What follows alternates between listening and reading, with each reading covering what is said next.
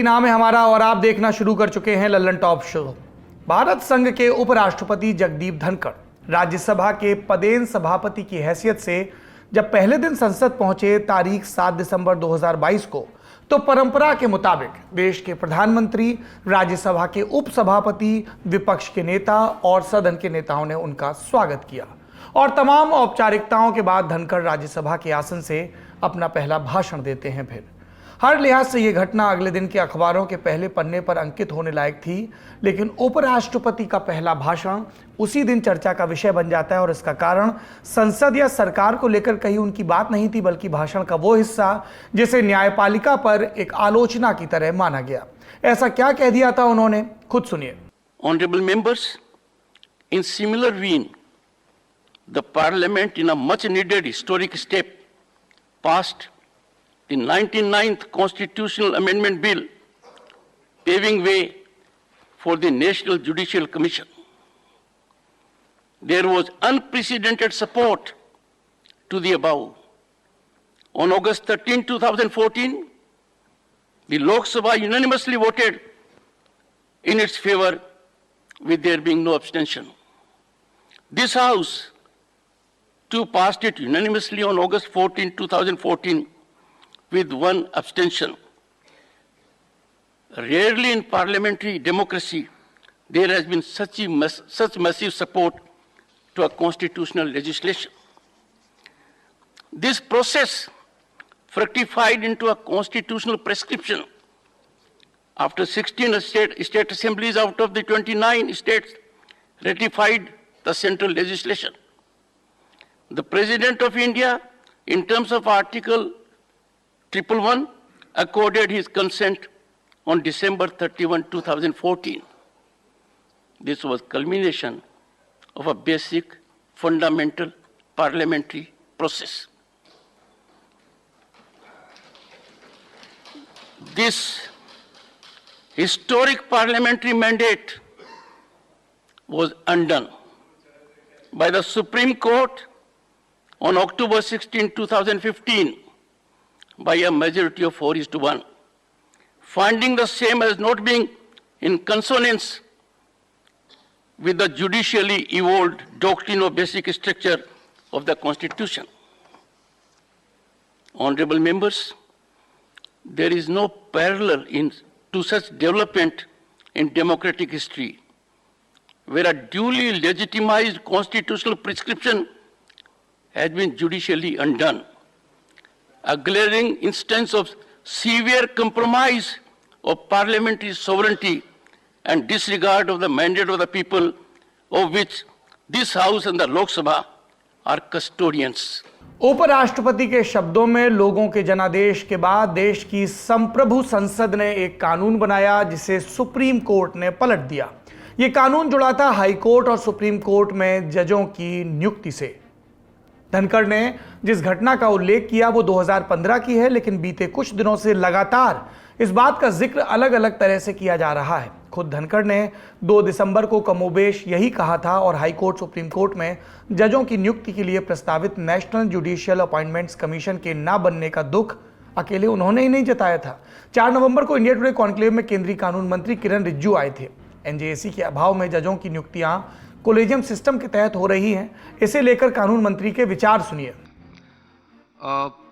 First of all, I am not critical about judiciary or the judges, but I am stating a fact which is a reflection of the thinking of the common people of India.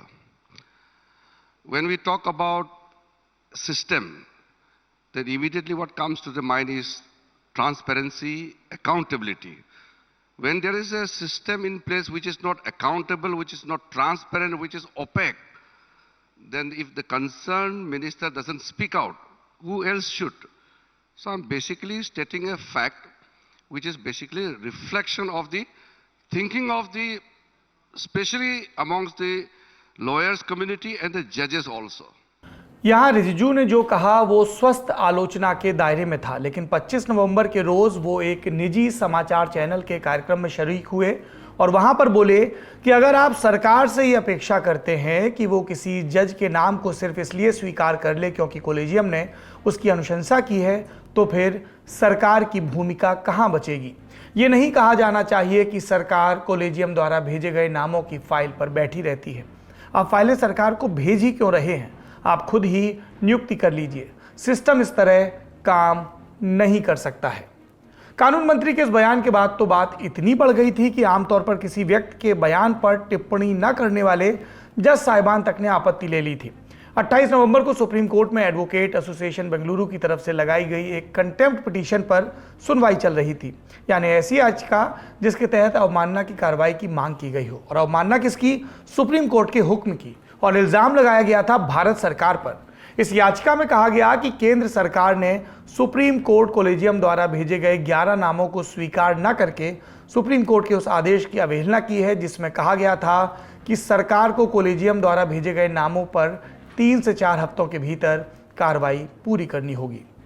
सुनवाई के दौरान justice Sanjay Kaul ने भारत सरकार के सबसे बड़े वकील attorney general R Venkataramani से कहा कि ऐसा नहीं होना चाहिए था।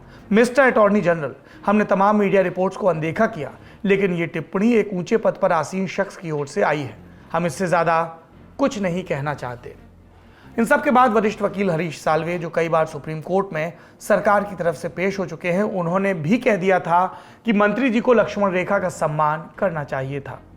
फिर शीत सत्र के पहले दिन उपराष्ट्रपति के बयान में एनजेएसी के मुद्दे पर इतनी सख्त टिप्पणी क्यों आई?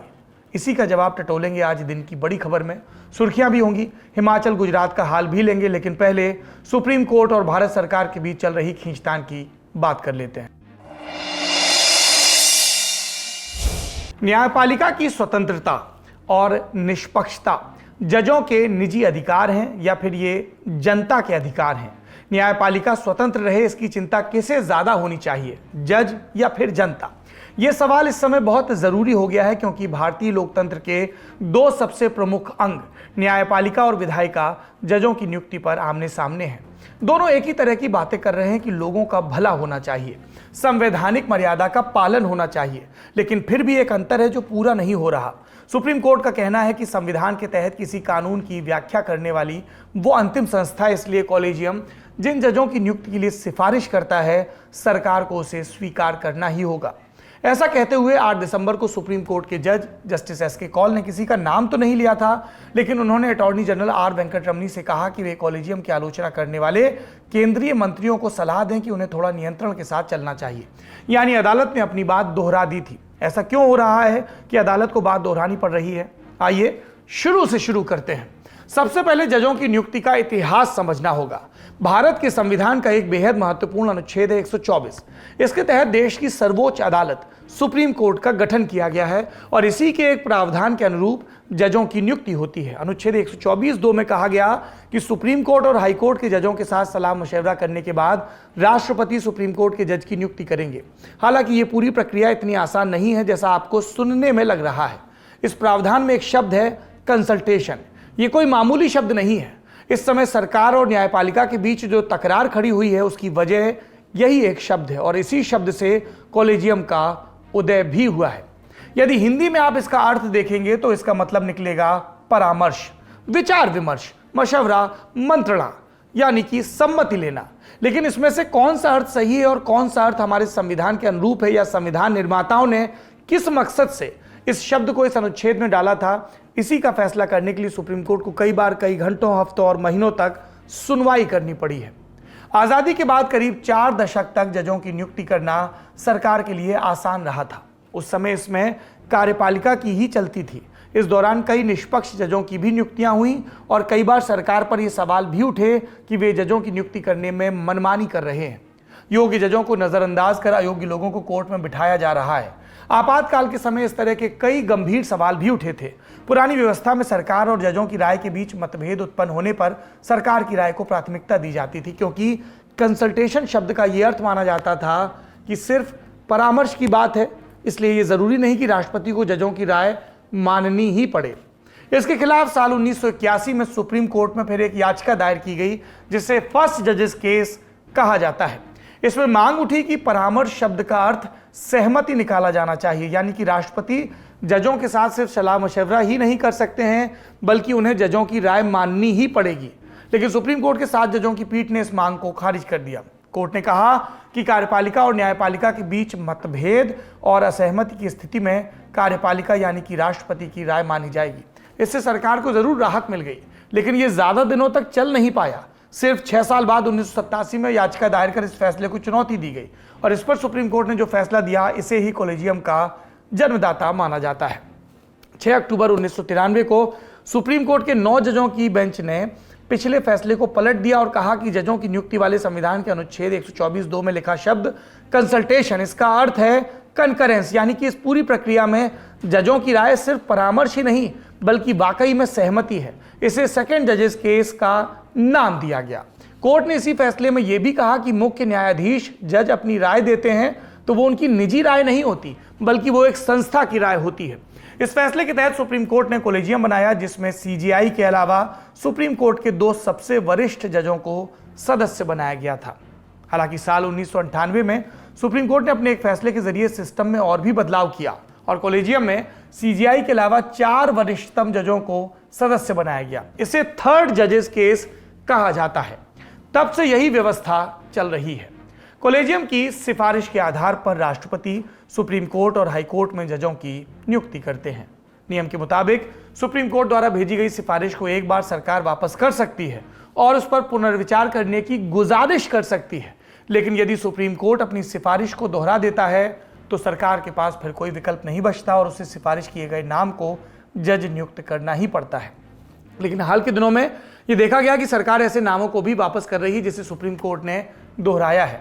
दूसरी तरफ सरकार के मंत्री कॉलेजियम पर सवाल भी उठा रहे हैं।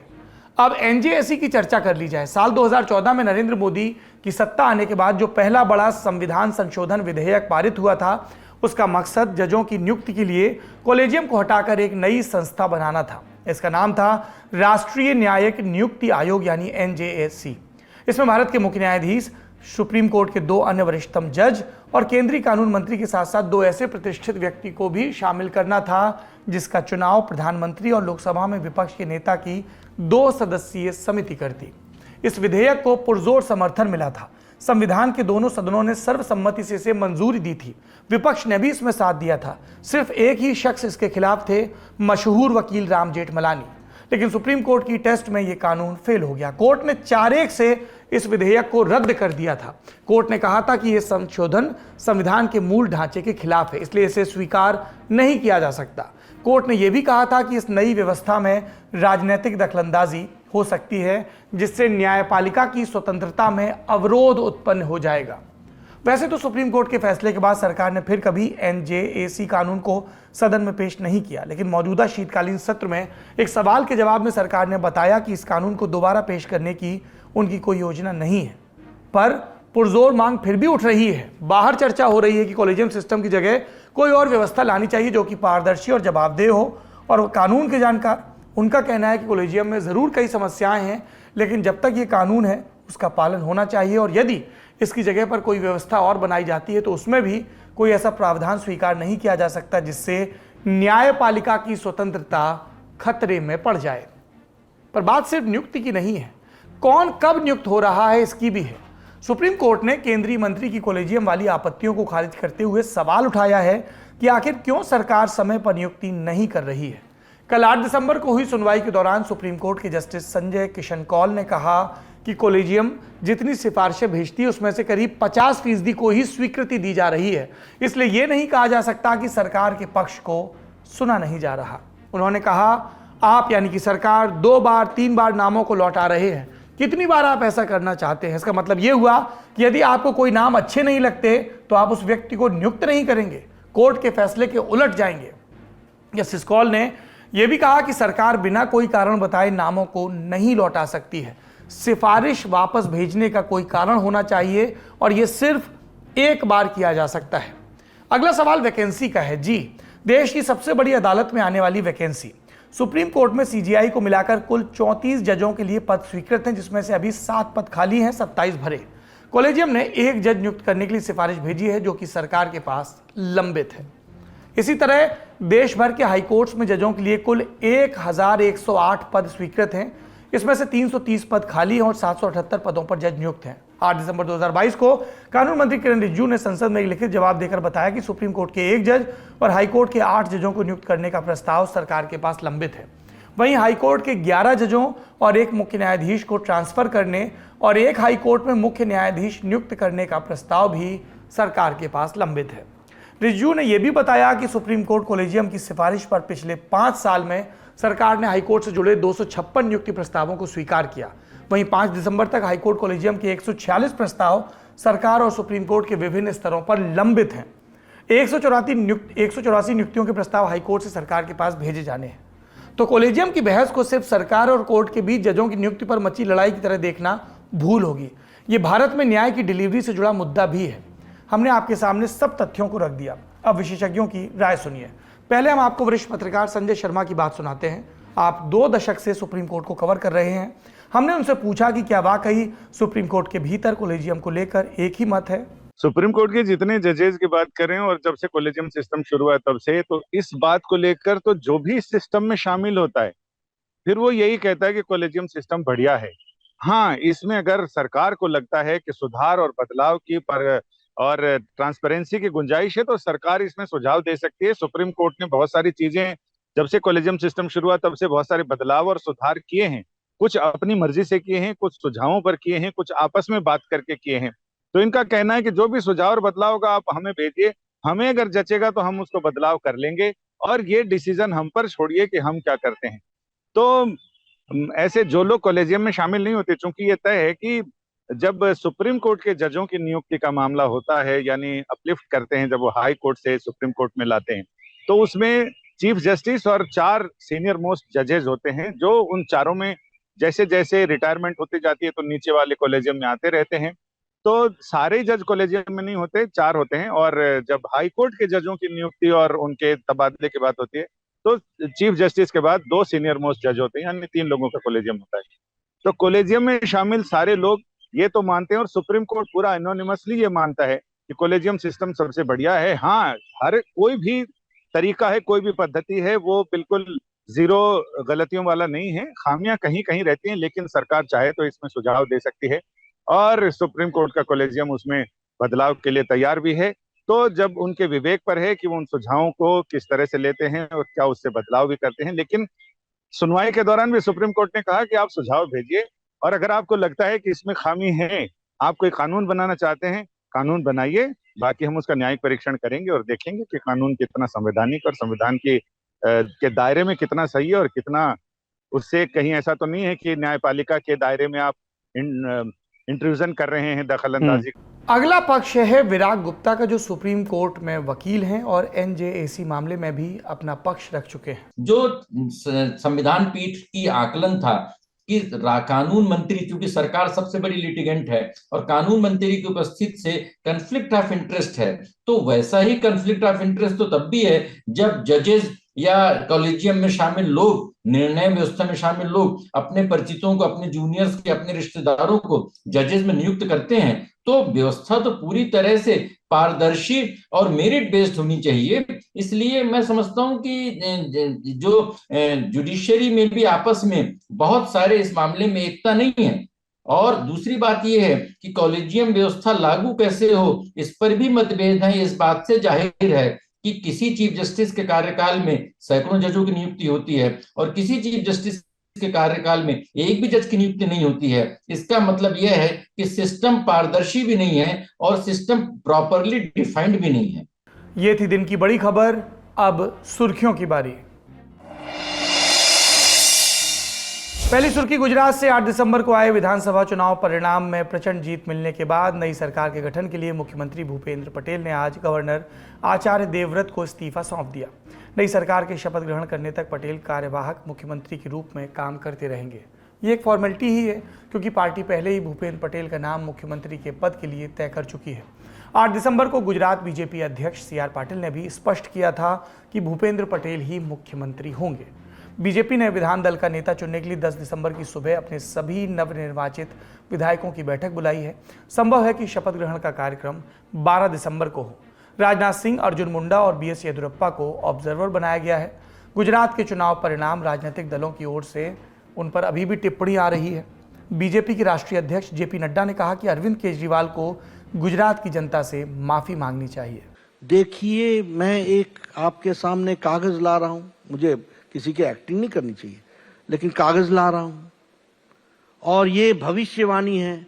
क्या लिखा हुआ था? हम गुजरात में सरकार बना रहे हैं। अरे हम लोग भी सार्वजनिक जीवन में रहते हैं, हम ये कह सकते हैं कि हमारे बहुत अच्छे प्रबल दावेदारी है, हम आगे बढ़ रहे हैं, ये देख लीजिए। और ये मैं भविष्यवाणी कर रहा हूं, ये और जो नतीजे आए वो आपके सामने हैं। ऐसे लोग सार्वजनिक जीवन में इस तरीके का बर्ताव करते हैं। मैं कहता हूं ऐसे लोगों को सार्वजनिक, देखिए इन्होंने गुजरात की जनता को गुमराह करने की कोशिश की, माफी मांगनी चाहिए। क्या आफ्टर ऑल आंकड़ों के खेल इतना भी नहीं समझ पाए आप? आपको इतना भी समझ में नहीं आया? अगर आपको इतना समझ में नहीं आया तो किस तरीके का गैर जिम्मेदाराना आपकी सरकार से है और आपकी पार्टी है, ये हमको ध्यान में रखना चाहिए। कांग्रेस की तरफ से भी प्रतिक्रिया आई। महासचिव जयराम रमेश ने कांग्रेस की हार के लिए आम आदमी पार्टी, बीजेपी और एआईएमआईएम के बीच गठबंधन की बात कही। मैंने आपको कहा ना, पहली का कारण मैंने आपको बताया, गुजरात में चुनाव कांग्रेस और बीजेपी के खिलाफ नहीं थी। कांग्रेस एक तरफ, आम आदमी पार्टी, एमआईएम और बीजेपी एक तरफ। आम आदमी पार्टी और एमआईएम गुजरात में कांग्रेस बीजेपी के इनफॉर्मल घटक दल थे। कुछ फॉर्मल घटक दल होते हैं, कुछ इनफॉर्मल घटक दल भी होते हैं। ये गुजरात में ये इनफॉर्मल घटक दल है और ओवैसी की भूमिका हमारे राजनीति में अभी साफ हो गई है। किसी भी राज्य में कांग्रेस का वोट काटो और वो सीधा बीजेपी के प्रोत्साहन से कांग्रेस का वोट काटते हैं। गुजरात के बाद अब बात हिमाचल की। 68 विधायकों वाली विधानसभा में 40 सीटें जीतने वाली हिमाचल प्रदेश कांग्रेस में सीएम पद के दावेदारों की ओर से शक्ति प्रदर्शन शुरू हो गया है। शिमला के एक होटल में आज कांग्रेस पार्टी के पर्यवेक्षकों भूपेश बघेल, भूपेंद्र सिंह हुड्डा और सूबे के प्रभारी राजीव शुक्ल और प्रदेश अध्यक्ष प्रतिभा सिंह ने बैठक की। लेकिन होटल प्रतिभा सिंह अकेले नहीं पहुंची। वो जब अंदर बैठक में थी तब बाहर उनके समर्थकों ने जमकर नारेबाजी की और उन्हें मुख्यमंत्री बनाने की मांग की। जो समर्थक कह रहे थे वो सिर्फ उनके मन की बात नहीं थी। प्रतिभा सिंह ने खुद भी दिवंगत वीरभद्र सिंह की विरासत का जिक्र शुरू कर दिया। आ जाए उनके बयान को सुनिए। देखियो, मेरे सही लगने से और ना लगने से इज नॉट द क्वेश्चन। बात यह है कि अब नेतृत्व किसके हाथ में संभाली जाए, ये वेरी सेंसिटिव इशू है और लोग इसको बड़ी गंभीरता से देख रहे हैं और सोच रहे हैं। और लोगों को लगता है हमारे इमोशंस, हमारी भावनाओं की भी कदर होनी चाहिए। क्योंकि मैं आपको बताऊं क्यों। बिकॉज जब ये इलेक्शन हम लड़ रहे थे और जब हमने देखा कि हमारी स्थिति बहुत अच्छी नहीं है, तो हमने वीरभद्र सिंह जी का कार्ड खेला, उन्हीं का नाम लिया, उन्हीं के काम दर्शाए, उन्हीं के नाम पर हमने, लोगों ने वोट दिए कांग्रेस पार्टी को। उन्होंने कहा वीरभद्र सिंह जी को हम एक श्रद्धांजलि के तौर पर ये वोट दे रहे हैं। और उनको जो इस परिवार से जुड़ाव है वो जनता भी जानती है, लोग भी जानते हैं और लोग इस बात की कदर भी करते हैं। अब लोगों की भावना ये है कि इस परिवार ने बड़ी लंबे अरसे तक सेवा की है, तो अगर ये मौका इस परिवार को दिया जाएगा तो वो भी उसी तरह इस कार्य को निभाएंगे। प्रदेश कांग्रेस की जिस बैठक में प्रतिभा सिंह शामिल हुई थी उसके बाद केंद्रीय पर्यवेक्षकों ने हिमाचल प्रदेश के गवर्नर विश्वनाथ अर्लेकर से मुलाकात की और सरकार बनाने का दावा पेश किया। लेकिन जैसा हमने आपको बताया, दावा सिर्फ सरकार बनाने का ही नहीं हो रहा, सीएम बनने के लिए भी हो रहा है। मुख्यमंत्री पद की रेस में प्रतिभा सिंह के अलावा सुखविंदर सिंह सुक्खू और मुकेश अग्निहोत्री का नाम भी प्रमुख है। प्रतिभा सिंह 6 बार हिमाचल के मुख्यमंत्री रह चुके वीरभद्र सिंह की पत्नी हैं। फिलहाल वो मंडी से लोकसभा सांसद हैं, सूबे में पार्टी के अध्यक्ष भी। अगर उनका नाम विधायक दल के प्रमुख के तौर पर फाइनल होता है तो फिर उन्हें लोकसभा सदस्यता से इस्तीफा देकर विधानसभा का चुनाव लड़ना होगा। चुनाव से पहले ललन टॉप ने उनसे मुख्यमंत्री पद को लेकर सवाल किया था, तो उनका जो जवाब था वो भी आपको सुना देते हैं। सरकार बनती है अगर, जो आप लोगों का दावा है, क्या प्रतिभा सिंह मुख्यमंत्री पद की दावेदार होंगी? देखिए, मैंने आपको कह ही दिया कि मैं कोई ऐसी पॉलिटिकली एम्बिशियस नहीं हूँ, ना मेरा कोई ऐसा दावा है, ना मैं कोई ऐसी रेस में हूँ। मेरे से सीनियर कई लोग बैठे हैं। अब क्या कौन है आपसे सीनियर जो आपको लगता है दावेदार है? many people in politics, I don't want to name them, but many of them। पर यदि विधायक कहते हैं या आला कमान कहता है तो? विधायक क्या कहें और आला कमान क्या कहती है तब की बात है, क्या फैसला होता है, that is for the high command to decide. List में दूसरा नाम हमीरपुर के नदौन से विधायक सुखविंदर सिंह सुक्खू का है। चुनाव में कांग्रेस प्रचार कमेटी के प्रमुख सुक्खू 5वीं बार विधायक चुने गए हैं। 2 बार शिमला के मेयर रह चुके हैं और प्रदेश कांग्रेस अध्यक्ष भी। उन्होंने जीत का श्रेय कांग्रेस नेतृत्व को दिया और कहा कि मुख्यमंत्री का नाम हाईकमान तय करेगा। देखिए, मुख्यमंत्री का चेहरा कौन होगा ये तय करना तो हाईकमांड का अधिकार में है। देखिए, मैं एक कार्यकर्ता हूं सबसे पहले, अब मैं विधायक बन गया हूं। ये तय करना पार्टी का दायित्व है। हम 35-40 साल से संगठन के जब भी मुझे भूमिका मिली है, चाहे वो एनएसए के रूप में थी, चाहे युवा कांग्रेस के रूप में थी, चाहे श्रीमती सोनिया गांधी जी ने हमें प्रदेश कांग्रेस कमेटी के अध्यक्ष के रूप में दी और 40 साल तक ये chairman campaign committee Virbhadra Singh ji थे, उसके बाद मुझे जिम्मेवारी दी गई। तो जो भी भूमिका मिलती है हम उसका निर्वाह करते हैं। पार्टी की विचारधारा से जुड़े हुए लोग हैं। लिस्ट में तीसरा नाम है ऊना की हरोली सीट से विधायक मुकेश अग्निहोत्री का। पत्रकारिता छोड़कर राजनीति में आए अग्निहोत्री भी 5वीं बार विधायक बने हैं। 2003 में उन्होंने राजनीति की शुरुआत की थी। 2012 में वीरभद्र सरकार में मंत्री बने और 2017 में पार्टी हारी तो विधानसभा में विपक्ष के नेता बने। मुख्यमंत्री पद की दावेदारी को लेकर मुकेश अग्निहोत्री ने जो कहा वो भी सुन लीजिए। कोई दौड़ नहीं चल रही है। आप बताएं कौन दौड़ रहा है, किधर दौड़ रहा है? हिमाचल प्रदेश में कांग्रेस को लोगों ने विश्वास जताया है। 40 विधायक चुन के आए हैं। 40 के 40 कांग्रेस के विधायक हैं। एकजुट होके एक स्वर में कहेंगे जो हाईकमान करेगा हमें मंजूर है। परिणाम आने के बाद मुख्यमंत्री पद को लेकर लग रहे कयासों पर अग्निहोत्री चुप हैं, लेकिन उन्हें भी इस पद का दावेदार माना जा रहा है क्योंकि सुखविंदर सिंह सुक्खू और प्रतिभा सिंह दोनों राजपूत समुदाय से आते हैं, जबकि मुकेश अग्निहोत्री ब्राह्मण समुदाय से। हिमाचल के इतिहास में अब तक ब्राह्मण समुदाय से आने वाले सिर्फ शांता कुमार ही बीजेपी की तरफ से मुख्यमंत्री बने हैं। कयास है कि कांग्रेस इस बार मुख्यमंत्री के तौर पर उन पर भी दांव लगा सकती है और तब राजपूतों में से कोई उप मुख्यमंत्री हो सकता है। लेकिन ये सिर्फ कयास हैं। 1 सीएम, 2 डिप्टी सीएम, सिर्फ 1 सीएम, इसका पाला या उसका पाला, लामबंदी चल रही है। इन सब के बीच शिमला में कांग्रेस के केंद्रीय पर्यवेक्षकों के साथ विधायक दल की बैठक भी चल रही है।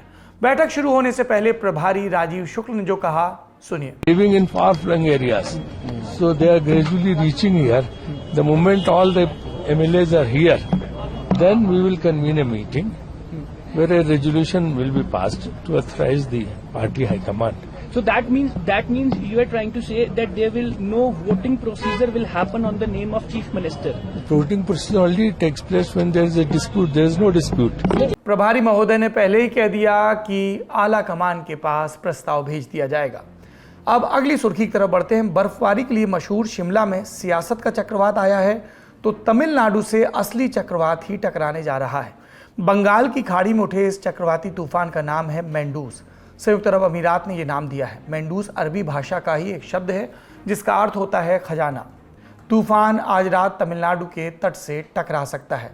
मेंडूस की वजह से चेन्नई समेत कई शहरों में आज जमकर बारिश हुई। मौसम विज्ञान विभाग ने अगले 2 दिनों में भारी बारिश की चेतावनी के साथ रेड अलर्ट जारी किया है। राज्य सरकार ने चेन्नई समेत 17 जिलों के स्कूल कॉलेज में 2 दिन की छुट्टी घोषित की है। पार्क और खेल के मैदान भी अगली सूचना तक के लिए बंद कर दिए गए हैं। चेन्नई एयरपोर्ट पर आने जाने वाली कई फ्लाइट्स को भी कैंसिल कर दिया गया है। खतरे को ध्यान में रखते हुए एनडीआरएफ और एसडीआरएफ की 12 टीमों को तैनात किया गया है और 5000 से ज्यादा आपदा राहत केंद्र भी बनाए गए हैं। अगली सुर्खी पूर्वोत्तर से है। मेघालय हाईकोर्ट ने आज दोनों राज्यों के बीच सीमांकन और सीमा चौकियों के निर्माण पर अंतरिम रोक लगा दी। हाईकोर्ट ने ये रोक मेघालय के 4 पारंपरिक आदिवासी प्रमुखों की ओर से लगाई याचिका पर सुनवाई करते हुए लगाई है। याचिकाकर्ताओं का दावा है कि दोनों राज्यों के बीच हुआ समझौता संविधान की 6ठी अनुसूची के प्रावधानों का उल्लंघन करता है, जो आदिवासी क्षेत्रों के लिए विशेष प्रावधानों से संबंधित है। याचिकाकर्ताओं ने हाईकोर्ट से दोनों राज्यों के बीच हुए समझौते को रद्द करने की मांग की थी। अब दोनों राज्यों के बीच सीमा विवाद के बारे में भी जान लेते हैं। मेघालय की 885 किलोमीटर सीमा असम से लगती है। दोनों राज्यों के बीच 12 जगहों को लेकर विवाद है। इन पर दोनों राज्यों का अपना अपना दावा है। इसे लेकर राज्यों के बीच कई हिंसक झड़प भी हो चुकी है। इसी साल 29 मार्च को दोनों राज्यों के बीच इन 12 विवादित जगहों में से 6 पर विवाद खत्म करने की सहमति बनी थी। केंद्रीय गृह मंत्री अमित शाह की मौजूदगी में दोनों राज्यों के मुख्यमंत्री हिमंता बिस्व शर्मा और कोनराड संगमा ने हस्ताक्षर किए थे। तब केंद्र सरकार ने असम और मेघालय के बीच सीमा विवाद का 70% समाधान होने का दावा किया था। मार्च में दोनों राज्यों की सरकारों ने यह भी दावा किया था कि बाकी का विवाद जल्द सुलझा लिया जाएगा। बॉर्डर का भौतिक सीमांकन और सीमा चौकियों का निर्माण इसी समझौते का हिस्सा था, जिस पर मेघालय हाईकोर्ट ने 6 फरवरी 2023 को होने वाली अगली सुनवाई तक के लिए अंतरिम रोक लगा दी है।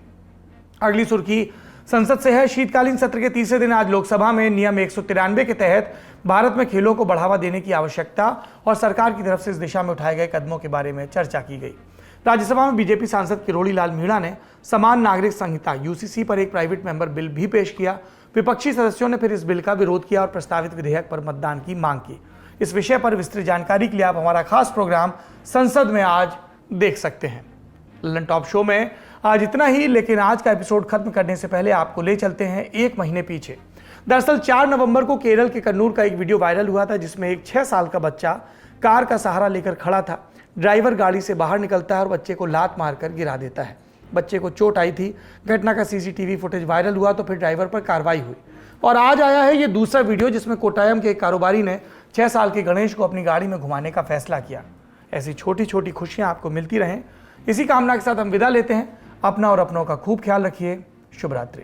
आपके ज्ञान की गहराई नापने के लिए आ गई है लल्लन टॉप क्विज। मौके पर दो जवाब और मौके पर ही पाओ इनाम। सोमवार से शुक्रवार रात 9 बजे सिर्फ लल्लन टॉप ऐप पर। याद रखो कक्का की बात जो कही गई है, नॉलेज पर हाल लगाओ हाल फायदा, दे लगाओ का फायदा। तो फटाक से डाउनलोड करो लल्लन टॉप ऐप और आ जाओ 9 बजे क्विज खेलने के लिए हमारे साथ।